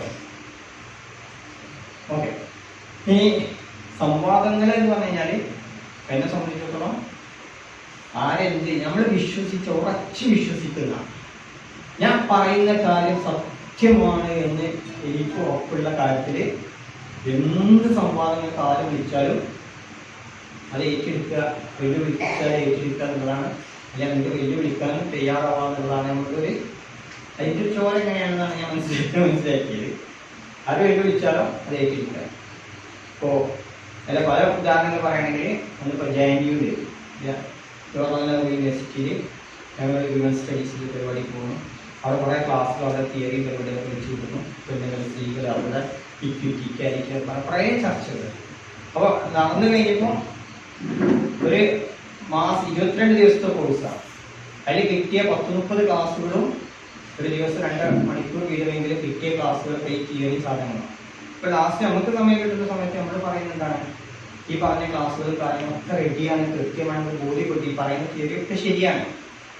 പക്ഷെ ഞാൻ മനസ്സിലാക്കിയത് ആണ് പെണ്ണ് എന്നൊക്കെ പറഞ്ഞത് ശരീരത്തിൻ്റെ 2 അവയവങ്ങളാണ്, 2 കൈകളാണ്. എനിക്കതാ പറയേണ്ടത്. ആണ് പെണ്ണെന്ന് പറഞ്ഞാൽ നമ്മുടെ ഒറ്റ ശരീരത്തിലെ 2 കൈകളാണ്, വലത് കൈകൾ. അത് ഞാൻ അവിടെ നിന്ന് പറഞ്ഞാൽ ഞാൻ വലത്തെ കൈ കൊണ്ട് തിന്നാറുണ്ട്, വലത്തെ കൈ കൊണ്ട് പിടിക്കാറുണ്ട്, വലത്തെ കൈ കൊണ്ട് എഴുതാറുണ്ട്, വലത്തെ കൈ കൊണ്ട് കുറേ പണി ചെയ്യാറുണ്ട്, ഇടത് കൈ കൊണ്ട് ചെയ്താൽ ഞാൻ പണിയില്ല. അപ്പോൾ ഈ സ്ഥലത്തേക്കായി പറയാം ഇനി ഇന്നതിന് കിട്ടില്ല, ഒക്കെ തിന്നാനും കുടിക്കാനും ഒക്കെ വലത്തേക്ക് ഇന്ന വേറെ ചില പരിപാടികൾ മാത്രമേ വരും. അപ്പോൾ കിട്ടുകാരെ കഷ്ടം ഉണ്ടാക്കി എങ്ങനെ ഉണ്ടാവും? ഒക്കെ മുടങ്ങൂല, നാവില്ല, അതിൻ്റെ ആവശ്യമുണ്ടോ ഇല്ല. അവരുടെ സൊസൈറ്റിയിലെ രണ്ട് ചിറകുകളാണ് ആണും പെണ്ണും. അവനവൻ്റെ പണിയുണ്ട്, ഡ്യൂട്ടികളുണ്ട്, പ്രസവിക്കേണ്ടതുണ്ട്, കുട്ടിക്ക് മുല കൂട്ടേണ്ടതുണ്ട്, കാര്യങ്ങൾ ചെയ്യേണ്ടത്. ആണിനെ സംബന്ധിച്ച് അധ്വാനിച്ച് കൊണ്ടുകൊണ്ട് കൊടുക്കേണ്ടതുണ്ട്. അപ്പൊ അതിനുള്ള ശരീര പ്രകൃതി മനസ്സും തൻ്റെ ഇവിടെ കൊടുത്തിട്ടുണ്ട്, മറ്റത് കൊടുത്ത് അനുഗ്രഹിച്ചിട്ടുണ്ട്, അവർക്ക് വേണ്ട എല്ലാം ചെയ്തു കൊടുത്ത് ഇസ്ലാം പഠിപ്പിച്ചിട്ടുണ്ട് എന്നൊക്കെ പറഞ്ഞ് ഞാൻ എൻ്റെ വിശ്വാസം ഇങ്ങനെ വന്നിട്ട് സ്ഥലക്കഥ കറവള്ളും സാർ ആണി പെണ്ണിനെ സൃഷ്ടിച്ചു. അവർക്ക് അവരുടേതായ സഹയുണ്ട്, ഈ സഹയുണ്ടോ അവരുടേതായ അധ്വാനം ചെയ്തുണ്ട്. നമ്മൾ പറഞ്ഞ് സ്ഥാപിച്ചു നോക്കുമ്പോൾ ഇതാണ് ഇസ്ലാം ഖുർആൻ ഒന്നും പറയാണ്ട് പറഞ്ഞപ്പോൾ 10 മിനിറ്റ് പറയുമ്പോൾ അതാണ് സംഗതി എന്നുള്ളത് ബോധ്യപ്പെടാൻ അവിടെ നടന്ന 10-30 ക്ലാസ്സുകളെയും ഇത്ര വിശ്വാസത്തിൽ നമുക്ക് എന്ത് ചെയ്യാൻ പറ്റുന്നുണ്ട്, കെട്ടിടാൻ പറ്റും. അതാണ് സത്യം. അപ്പം നമുക്ക് സത്യം എന്ന് തോന്നുന്ന കാര്യത്തെ നമുക്ക് എന്ത് ചെയ്യാൻ പറ്റണം, പറഞ്ഞ് ഫലിപ്പിക്കാനും പറ്റണം എന്നാണ് ഇതൊരു. പിന്നെ സംവാദങ്ങൾ പലതും നടക്കാറുണ്ട്. സംവാദത്തിന്റെ ശൈലി എന്ന് പറഞ്ഞാൽ എന്താണ്? ഇപ്പോൾ വിജയകരമായ സംവാദമാണ്. ഒരാൾ ഒരു വിഷയം തീരുമാനിക്കും, ആ വിഷയത്തിൽ എന്ത് ചെയ്യണം, ചോദ്യങ്ങൾ ചോദിച്ച് അതിനപ്പുറം പറഞ്ഞ് വിടാതെ അവിടെ കെട്ടിയിട്ട് അതെന്നെ ചോദിച്ച് അതിന്മേൽ തന്നെ മറുപടി പറഞ്ഞ് അതിന്മേൽ തന്നെ എന്ത് ചെയ്യണം, അങ്ങനെ കെട്ടിയിടാൻ കഴിയും. അതാണ് നമ്മുടെ അബ്ദുൽ ലത്തീഫ് കരിമിലാക്കുന്ന പോലൊക്കെ ആളുകൾ സംവാദങ്ങൾ പോകും. അയ്യൂമോളിയോട് കോഴിക്കോട് സംവാദം നടന്നു. ഞാൻ ഈ മുസ്ലിം അങ്ങനെ കൂട്ടുകാരെക്കാളും പോയി ആദ്യം അവസാനമുണ്ട് ഒരു ചോദ്യം വിഷയത്തിൽ നടന്നിട്ട് ചോദ്യം ചോദിക്കാൻ പെട്ടെന്ന് കെട്ടി അപ്പുറം കൊടുക്കും. ഇതാണ് സംവാദം എന്ന് പറയുന്നത്. പക്ഷെ ഞാനൊരു 3-4 സംവാദങ്ങൾക്ക് പല ഭാഗങ്ങളിൽ പോകേണ്ടത് ആ ചോദ്യത്തിൽ തന്നെ സ്റ്റിക്ക് ഓൺ ചെയ്ത് അതിലൂടെ കൊണ്ടുപോയിട്ട് അതിനെ പറയിപ്പിച്ച് പോകാനല്ല ശ്രമിച്ചത് ഒരിക്കലും ഒന്നിലും. അനസുമായിട്ട് മുമ്പ് സംവാദം നടന്നു, ഈ പറയുന്ന ഫൈസലുമായിട്ട് നടന്നു, ഇപ്പോൾ വേറെ നടന്നു. അതൊക്കെ ഇങ്ങനെ റെക്കോർഡ് ചെയ്ത് കൊടുത്തത് അല്ലാത്ത വേറെ ഞാൻ സ്ഥലം മൗലിയൊക്കെ പോയിട്ട് ചേകലികളോടും ഒക്കെ നടത്തിയ വേറെ സംവാദങ്ങൾ വേറെ അതിരിക്കട്ടെ.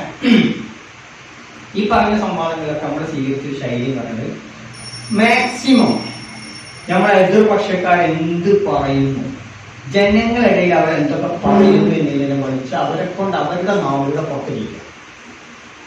അവരുടെ നമ്മൾ പറയുന്നതിന് പകരം അവരുടെ നാവുകളുടെ അവർ പറയുന്ന സാധനത്തിനെ കുറിച്ച് പുറത്ത്. ഇനി അവരെന്തൊക്കെ ഒളിച്ചു വെച്ച് ഉള്ളിലൂടെ കളിപ്പിക്കുന്നുണ്ട് എന്നുള്ള സാധനത്തിനെ വെച്ച് പുറത്തുക. ചോദ്യത്തിന് ഉത്തരങ്ങൾ പറയാ, പ്രതികരിച്ചു പോവുക. ആ പ്രതികരണങ്ങളിൽ നിന്ന് ആളുകൾക്ക് കാര്യമായിട്ട് കൃത്യമായിട്ട് കാര്യം മനസ്സിലാവും. രണ്ടാമത് അതേ ചോദ്യം തന്നെ ചോദിക്കും, അതിന് മറുപടി പറയാൻ നിൽക്കാതെ എന്ത് ചെയ്യാം, മറ്റൊന്നിലേക്ക് കാണില്ല. അവിടെ പഠിപ്പിക്കേണ്ട ഒരു തിയറി മെത്തഡോളജി പഠിപ്പിക്കാനുള്ള സ്ട്രാറ്റജി അത് ഉൾക്കൊള്ളുന്ന ആളുകൾക്ക് മനസ്സിലാകുന്ന ആളുകൾ അങ്ങനെ തന്നെ മനസ്സിലായി. അതുകൊണ്ട് തന്നെ 10 കൊല്ലങ്ങൾക്ക് മുമ്പ് ഈ ഫൈസലുമായിട്ട് ഒരു സംവാദം കണ്ണൂർ വെച്ച് നടക്കുന്ന സമയത്ത് സംവാദം കഴിഞ്ഞ് വന്നിട്ട് ഇതിനെ ഏറ്റവും കൂടുതൽ വിമർശിച്ചത് നമ്മുടെ സംഘടന. അതായത് അത് പറഞ്ഞാൽ ഒരു ചോദ്യം അയിമ നിൽക്കണ്ടേ, അതിന് നിങ്ങടിയാകാൻ പാടില്ല, പട്ടോട്ടിക്കാകാം. ഓൻ കണ്ടില്ല ചോദിക്കണം, ഓൻ കണ്ടില്ല പറയുന്നത് അതേമാതിരി പോകണ്ടെന്ന് ചോദിച്ചാൽ നമ്മുടെ പ്രവർത്തകരാണ് ചോദിക്കുന്നത്. കാരണം അവരുടെ താല്പര്യമോ അല്ലെങ്കിൽ അവരുടെ ഒരു ഐഡിയയോ നിൽക്കുന്ന അങ്ങനെയാണ്. പക്ഷെ അത് കഴിഞ്ഞതോട് കൂടിയിട്ട് ആ 10 കൊല്ലം കഴിഞ്ഞതോട് കൂടിയിട്ട് ഇപ്പോഴും അന്ന് അവൻ പറഞ്ഞ പലതും അവർ പിന്നെ തിരുത്തേണ്ടി വന്നെന്ന് മാത്രമല്ല, ആ ഒരു പറഞ്ഞു വെച്ച കെണിയിൽ തന്നെയാണ് ഇപ്പോഴും അവൻ ആളുകൾ എന്ത് ചെയ്തത് ബോക്സ് ചെയ്തത്. പ്രൊഫഷൻ ഞാൻ അവരോട് ചോദിച്ചത് ഒരു ഹദീസ് നബി സല്ലല്ലാഹു അലൈഹി വസല്ലം അദ്ദേഹത്തിൻ്റെ അടുത്ത് സ്വഹാബി എന്നിട്ട് പറയാണ്, റസൂലേ ഞങ്ങളിപ്പോൾ പുതിയ വീട്ടിലാണ്. പഴയ വീട്ടിലായപ്പോൾ കുറേ മക്കളും കുട്ടികളും സന്താനവും ഒക്കെ നല്ല ഐശ്വര്യമുണ്ടായി. പുതിയ വീട്ടിലേക്ക് മാറി, മരണങ്ങൾ സംഭവിച്ചു, സാമ്പത്തികമായിട്ട് തകർന്നു. എന്താ ചെയ്യുക റസൂൽ എന്ന് ചോദിച്ചു. റസൂൽ പറഞ്ഞ വീട് ഗൗഹദനീമ, അത് പ്രേതാലായിട്ട് അവിടെ കിടക്കട്ടെ, അതിനെ വിട്ട ആ വീട് വിട്ട അങ്ങനെ ഒഴിവാക്കിക്കളാം എന്ന് റസൂൽ പറഞ്ഞതാണ്. ഈ ഹദീസ് സ്വഹീഹ് ആണ് എന്നാണ് നാസ്റുദ്ദീൻ അൽബാനി ഇപ്പോൾ പറയുകയും അറബികളിൽ നമ്മൾ സംസാരിക്കുന്ന അറബികളിൽ നല്ലൊരു വിഭാഗം ആളുകൾ വിശ്വസിക്കുന്ന വിശ്വാസമാണിത്. നിങ്ങൾ ഇത്തരം ഹദീസുകളല്ലേ ഇപ്പോൾ ജീവിപ്പിക്കുന്നത്. ഇപ്പോൾ ആൾക്ക് തോന്നുക ആ വീട്ടിലായതുകൊണ്ട് അങ്ങനെ സംഭവിച്ചത്, അവിടെ ആയതുകൊണ്ടാണ്, അത് സ്ഥലം പറ്റിയില്ല. ഇതല്ല നിങ്ങൾ ഇനി പുതിയത് ഇറക്കുമതി ചെയ്യാൻ സംഭവിക്കില്ല, അതിനാണ് സംഭാവന അവരോട് പറയുന്നത്. അമ്മ ആ മനുഷ്യന് അപ്പുറത്ത് നിൽക്കുന്നവനെ ഞങ്ങൾക്ക് വിശ്വാസമല്ല. ഹദീസ്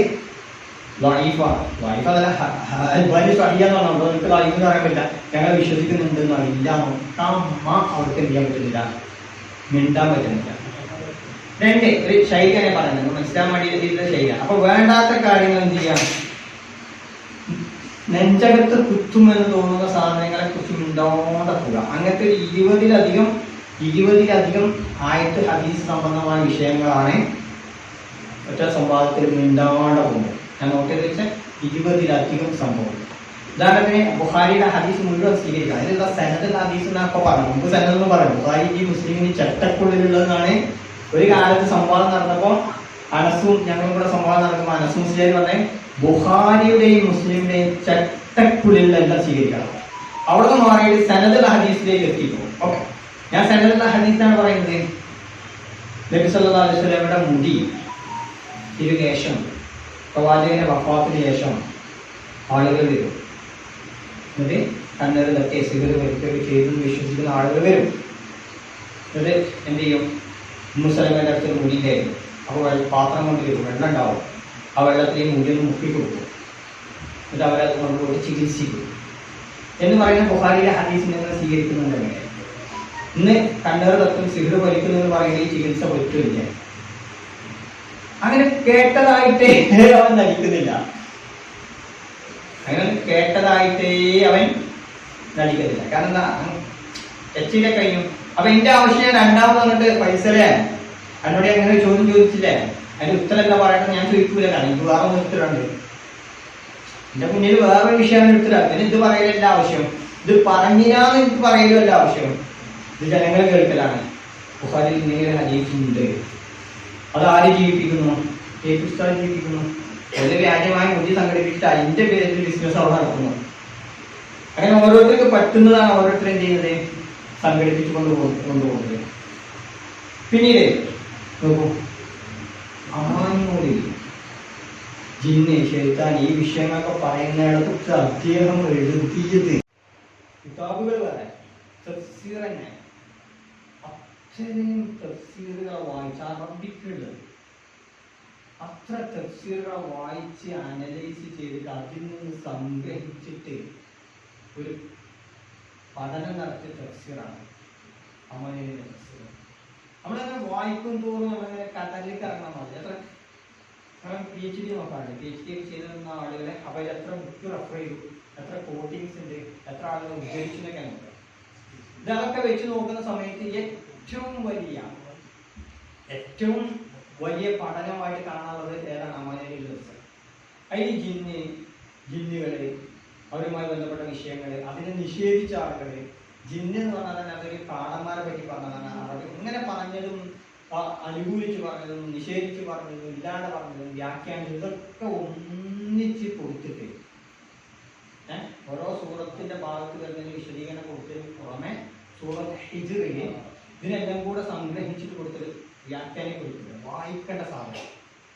ഞാൻ അതിൽ നിന്ന് അവരോട് ഉദ്ധരിച്ചു, ശൈത്വാന്മാരെ, ജിന്നുകളെ, ഈ വർഗത്തിൽപ്പെട്ട ആളുകളെ എന്തെങ്കിലുമൊക്കെ കട്ട് കേൾക്കുക, എന്നിട്ട് ജ്യോതിഷന്മാർക്ക് മറ്റൊരു എത്തിച്ചു കൊടുക്കുക, ഇങ്ങനൊരു സംഭവമേ ഇല്ല. ഖുർആൻ ഇറങ്ങിയതിന് ശേഷമോ നബിയുടെ വ്യക്തത്തിന് ശേഷമോ അങ്ങനെയൊന്നും നടന്നിട്ടില്ല, നടക്കില്ല. മുസ്ലിങ്ങൾക്കെതിരെ എതിരഭിപ്രായമില്ല എന്ന് അമാനുവലി പറയുന്ന ഭാഗം ഒന്ന് വായിക്കണം. അതുകൊണ്ട് നിങ്ങൾ എല്ലാ പ്രശ്നവും ചെയ്യും എന്ന് ഞാൻ അവരോട് പറഞ്ഞു. നാം കേൾക്കുന്നേ ഇല്ല, അതിനെപ്പറ്റി പ്രതികരിക്കുന്നേ ഇല്ല. അപ്പൊ രണ്ടാമത് ചെയ്തെന്താ, പ്രതികരിക്കാത്തെന്ന് ചോദിക്കാൻ സമയമില്ല. ഞാൻ വേറൊന്നിലേക്ക് എടുത്തിടും. ഒരു വിഷയത്തിലേക്ക് പറയുന്ന സമയത്ത് ഇജ്മാ ഉണ്ട് എന്നൊക്കെ പറയും. അപ്പൊ ഇജ്മാ ഉണ്ട് എന്നൊക്കെ പറഞ്ഞു കഴിഞ്ഞാല് എന്താ ഇജ്മാ ഉണ്ട് എന്ന് പറയുന്നത്, ആളുകൾക്ക് ബോധ്യപ്പെടാൻ വേണ്ടിയിട്ട് ഒരു കാര്യം പറഞ്ഞു. അപ്പൊ കിഡ്നി ദാനം ചെയ്യാൻ പറ്റുമോ? ഖുർആനിൽ നോക്കി നമുക്ക് പറ്റില്ല, ഒരു ഇതുണ്ടാവില്ല. കാരണം ഖുർആനിൽ ഇറങ്ങുന്ന സമയത്ത് അവയവദാനത്തിനെ കുറിച്ചിട്ട് അതിലൊന്നുമില്ല. ഹദീസിലുണ്ടോ? റസൂലിന്റെ കാലത്ത് ഇങ്ങനെ സമ്പ്രദായം ഇല്ല, ഹദീസിലില്ല. ഇന്നുണ്ടായ ആധുനിക വിഷയങ്ങളിലാണ് രക്തദാനത്തെ സംബന്ധിച്ചും വൃക്കദാനം ചെയ്യുന്നത്. അപ്പൊ പണ്ഡിതന്മാരല്ല, ഒരു ടൈമിലുള്ള ലോകത്തെ പണ്ഡിതന്മാർ മുഴുവൻ എല്ലാ മതത്തിലെയും എല്ലാ പണ്ഡിതന്മാരും ഒന്നിച്ചിരുന്ന് ഒരുമിച്ച് ചർച്ച ചെയ്ത് ഒരു ഏകഖണ്ഡമായിട്ട് തീരുമാനത്തിലെത്തിയാൽ അതിനാണ് ഇജ്മാ എന്ന് പറയുന്നത്. അപ്പൊ ഈ ചങ്ങായി പറയുന്നത്, ഒരു മുസ്ലിം പറയുന്നത് സിറ് ഏൽക്കുമെന്നുള്ള ഇജ്മാഉണ്ട്. അവൻ തന്നെ പറയുന്നുണ്ടത് അബൂ ഹനീഫത്തിനെ എതിർത്തിട്ടുണ്ട്. ഒന്നാമത്തെ ഇമാം അബൂ ഹനീഫ, ഫസ്റ്റ് ഇമാം, അദ്ദേഹം സിഹറ് ഹഖീഖത്തില്ല എന്ന് പറഞ്ഞ ആളാണ്. പിന്നെ ഇസ്തിർദാബാദി പറഞ്ഞ ഷാഫി മദ്ഹബ്, ഇവർ തന്നെ കുറെ ആൾക്കാരെ മുഅ്തസിലിയായിട്ട് മറ്റവരായിട്ട് അല്ലാത്തവരായിട്ട് നിൽക്കുന്നുണ്ട്. അപ്പൊ ഇവരൊന്നും ഇല്ലാണ്ട് ഇജ്മാ നടക്കില്ല. അപ്പൊ തന്നെ ഇജ്മാ വിളിക്കും. ഓക്കെ, ഇനി ഇജ്മാ നടന്നു എന്ന് വിചാരിക്കാം. ഇജ്മാ നടന്നുണ്ടെങ്കിൽ സമയം കൃത്യമായിട്ട് വ്യക്തമായിട്ട് പറയണം. എവിടെ, എപ്പോ, എങ്ങനെ. കാരണം ചോദിച്ചിട്ടുണ്ടെങ്കിൽ അമ്മ മിണ്ടാൻ പറ്റില്ലാലും മിണ്ടൂല്ല. മിണ്ടാൻ അറിയാൻ നമ്മൾ ചോദിക്കുന്നത്. അടുത്ത ചോദ്യം, അതിനേക്കാൾ ഒരു വിദ്യത്ത് എന്താ അറിയാം? ഖുറാനിൽ സിഹർ വലിക്കുന്നുണ്ടോ? അവർ ആയത്തുകൾ വ്യാഖ്യാനിച്ച് ഉണ്ട് എന്നാ പറയുന്നത്. ഖുറാനിൽ സാധനം ഉണ്ടെങ്കിൽ ഇജ്മാന്റെ ആവശ്യമില്ല. മനസ്സിലായില്ല? ഇജ്മാ ഉണ്ടാവില്ല. ഹദീസില് സിഹർ വലിക്കുന്നുണ്ട്, എനിക്കല്ലേ വലിച്ചു എന്നാണല്ലോ. ഓക്കെ, അങ്ങനെ ഹദീസിലൊരു സാധനം ഉണ്ടെങ്കിൽ അതിന് എന്ത് വേണ്ട? ഇജ്മാ വേണ്ട. അപ്പൊ വിഡ്ഢിത്തങ്ങളുടെ വിഡ്ഢിത്തം ഓരോ ക്ലാസ് റൂമിലും ഓരോ അധ്യാപകർക്കിടയിലും അവർക്കിടയിലും കാലാകാലം ചർച്ച ചെയ്യാൻ പറ്റുന്ന രൂപത്തിൽ നിങ്ങൾ പഠിപ്പിക്കുന്ന ഈ അധ്യാപകരും നിങ്ങൾ ഈ പറയുന്ന ശൈലിയും നിങ്ങൾ മെത്തേഡും നിങ്ങൾ മെത്തഡോളജി നിങ്ങൾ ഉപയോഗിക്കുന്ന സ്ട്രാറ്റജിയും കംപ്ലീറ്റ് തെറ്റാണ് എന്ന് പറഞ്ഞ് സ്ഥാപിക്കാനാണ് നമ്മൾ എന്ത് ചെയ്യുന്നത്? സംവാദം. അത് കൃത്യമായിട്ട് പറഞ്ഞ് നടത്തിയത് മാത്രമല്ല, അതിൻ്റെതായ ഒരു കോലിലക്കോല ഉള്ളിൽ എത്രമാത്രം അവർ ചങ്കിൽ കൊണ്ടു, എത്രമാത്രം അവർക്ക് പ്രയാസം ഉണ്ടാക്കിയതിൻ്റെ എന്താണ് ഒരു പുറത്തുള്ളൊരു ആവി ഉണ്ടല്ലോ, അതിൻ്റെ വിസിൽ വരുന്നതാണ്. ഇതിനകത്ത് നടക്കുന്ന ലൈവ് നടക്കുന്ന സമയത്ത് തന്നെ ഇതിൽ കയറിയിട്ട് എന്ത് ചെയ്യാണ്? അടിച്ച് കാഴ്ചകൊണ്ട് ഇതിൻ്റെ എനിക്കെതിരെ സലാംസിനെതിരെ ഈ വിഭാഗത്തിനെതിരെ പലതും ഇങ്ങനെ ഉടലിങ്ങനെ വിടുകയാണ്. ഓക്കെ, ഞാനൊന്നും കൂടെ കേൾക്കാൻ പോകുന്നില്ല. ഞാൻ അവിടെ നിർത്തിയിട്ട് ആൾക്കാരോട് ചോദിക്കുകയാണ്.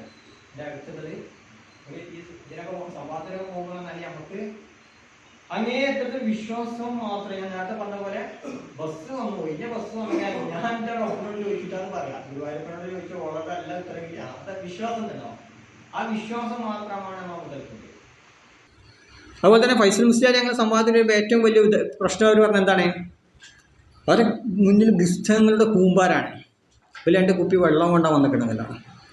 ഞാൻ തലേന്ന് രാത്രി ഒരു 10 മണിൻ്റെ മുമ്പായിട്ട് ഈ ഫിറോസിന് മെയിലിലേക്ക് അയച്ചു കൊടുത്തിട്ടുണ്ട് കുറച്ച് സാധനങ്ങൾ.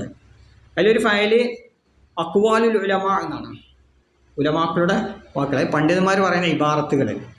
അതിലൊരു 40ഓളം കിതാബ് ഇവന് നിരത്തി വെച്ച പുസ്തകത്തിലുള്ളതിനപ്പുറം, ഇവന് നിരത്തി മുന്നിൽ വെച്ച പുസ്തകത്തിനുള്ളതിൻ്റെ അപ്പുറം ഉദ്ധരണികൾ അതിലുണ്ട്. ബുക്കിൻ്റെ ആവശ്യമില്ലല്ലോ. അത് മുഴുവൻ എടുത്ത് പേസ്റ്റ് ചെയ്ത് ഓരോന്ന് പറയുന്നത് എടുത്തിട്ട് ഞാൻ തലേന്ന് രാത്രി മൂപ്പർക്ക് അയച്ചു കൊടുത്തില്ല. മൂപ്പര് ഇന്ത്യ മെയിൽ ഇപ്പോഴും അതുണ്ട്. ഓരോ കിതാബിൽ അവർ വായിക്കാൻ നിൽക്കുന്നത് എന്തൊക്കെയാണോ അതൊക്കെ നമ്മുടെ കയ്യിലുണ്ട്.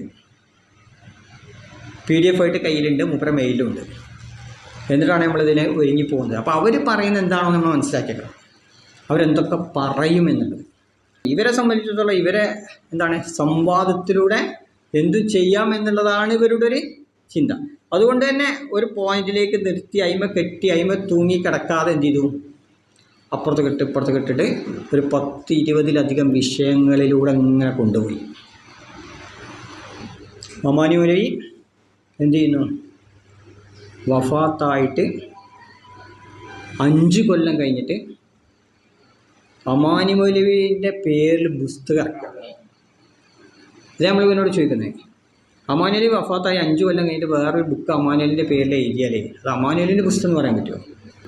സി ഹംസ എന്ന് പറയുന്ന ഷിയാക്കളുടെ ഏജൻ്റായിട്ട് ഇവിടെ നടക്കുന്ന ഖുറാഫിയാൾ അതിലൊക്കെ ക്ലാസ് നടക്കുന്ന സി ഹംസ പറയുന്നുണ്ട്, സത്യധാര പറയുന്ന മാഗസിൻ്റെ ജാബിർ റഹ്മാനിയാണ് എനിക്ക് ഈ നോട്ടൊക്കെ കൊണ്ടുവന്നത്.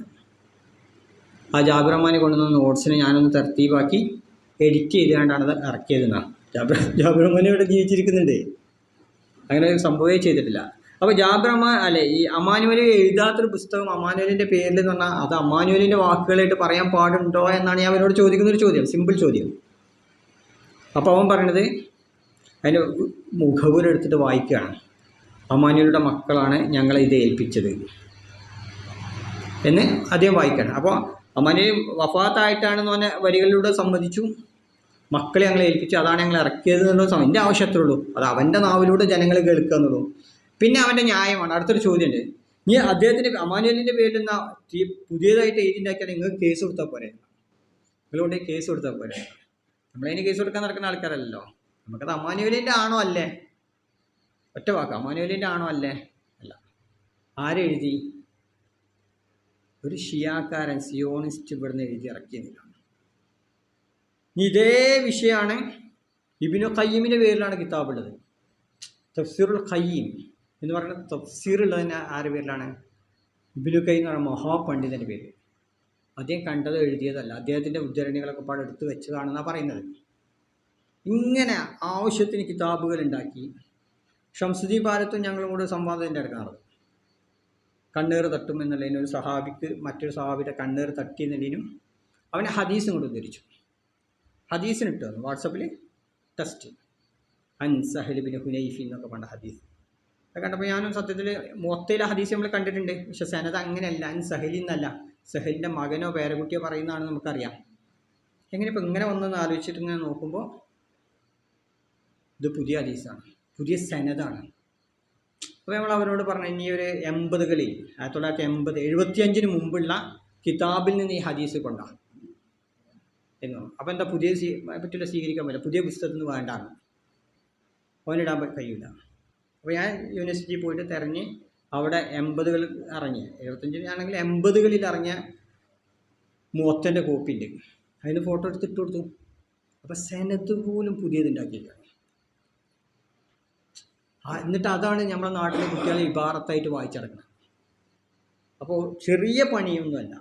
എൻ്റെ കീഴിൽ PhD ചെയ്യുന്ന യമൻകാരായ അറബികളുണ്ട്, യമനിലുള്ളവരാണ്. അവിടുന്ന് അറബിയൊക്കെ പഠിച്ച് ഇവിടെ വന്ന് PhD ചെയ്യാൻ വേണ്ടി വന്നതാണ്. അവിടുത്തെ പ്രൊഫസർമാരാണ്, PhD ഇല്ല, കോളേജിൽ പഠിപ്പിക്കുന്നു, ഇവിടെ എന്ത് ചെയ്യുന്നു, PhD ചെയ്യാൻ വേണ്ടിയാണ് നമ്മളെ കീഴിൽ പഠിക്കുന്നത്. ഇവരെ സംബന്ധിച്ചിടത്തോളം ഇവരോട് നമ്മളിങ്ങനെ സംസാരിക്കുമ്പോൾ ഇവിടെ മുസ്ലിങ്ങളെ കൂട്ടത്തിൽ ഇങ്ങനെ കണ്ണറൊക്കെ തട്ടൂല എന്ന് പറയുന്ന ആൾക്കാരുണ്ടോ, സീർ വലിക്കൂല എന്ന് പറയുന്നവരുണ്ടോ എന്നാണ് അവന് അത്ഭുതത്തോടു കൂടിയിട്ട് നമ്മളോട് ഇങ്ങോട്ട് ചോദിച്ചൊരു ചോദ്യം. അങ്ങനത്തെ വിശ്വാസക്കാരുണ്ടോ?